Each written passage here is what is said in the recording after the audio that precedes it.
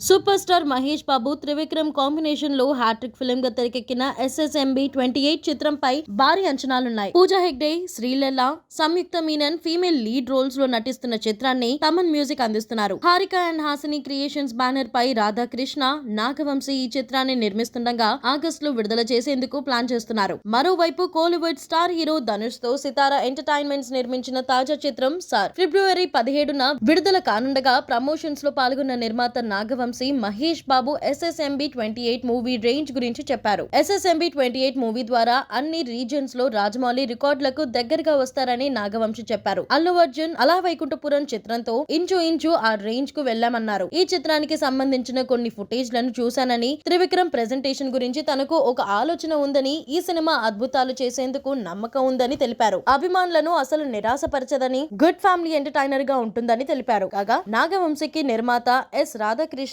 చిన్నబాబు బాబాయ్ అని తెలిసిందే. ఇక వెంకీ అట్లూరి దర్శకత్వంలో తెరకెక్కిన సార్ మూవీ అవుట్పుట్ తో తాను చాలా హ్యాపీగా ఉన్నట్లు నాగవంశీ తెలిపారు. ఈ సినిమా చిత్రీకరించిన తెరపై ప్రెజెంట్ చేసిన విధానం ప్రేక్షకులకు ఖచ్చితంగా అలరిస్తోంది. పిల్లలకు నాణ్యమైన విద్యను అందించాలనుకునే ప్రతి మధ్య తరగతి తల్లిదండ్రులకు ఇది కనెక్ట్ అవుతుందని చెప్పారు. సితారా ఎంటర్టైన్మెంట్స్ కు సార్ మూవీ తమిళంలో మొదటి చిత్రం కాగా పర్ఫెక్ట్ డోస్ ఎమోషన్ తో కూడుకున్నదని, విస్తృత వర్గాల ప్రేక్షకులకు చేరువయ్యే ఎలిమెంట్స్ అన్ని పక్కాగా కుదిరాయి అన్నారు. ఇదే ఇంటర్వ్యూలో మరిన్ని విషయాలు చెప్పుకొచ్చిన నాగవంశీ త్రివిక్రమ్ జూనియర్ ఎన్టీఆర్ కాంబినేషన్ లో పౌరాణిక చిత్రాన్ని రూపొందించే ఆలోచనలో ఉన్నట్లు వెల్లడించారు. ఇది పాన్ వరల్డ్ కాన్వెస్ ను కలిగి ఉంటుందని, త్వరలోనే కార్యరూపం దాల్చే అవకాశం ఉందని చెప్పారు.